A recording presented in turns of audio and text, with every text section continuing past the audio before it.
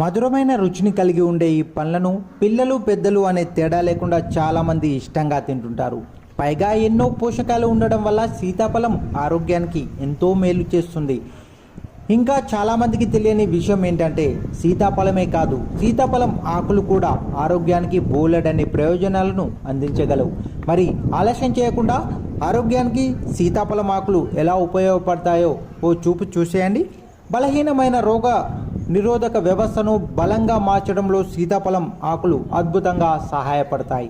అందుకు ఒక గ్లాస్ వాటర్లో 2 లేదా 3 శుభ్రం చేసిన సీతాఫలం ఆకులు వేసి బాగా మరిగించి గోరువెచ్చ అయిన తర్వాత త్రాగినట్లయితే చాలా బాగా ఆరోగ్యానికి పనిచేస్తుంది.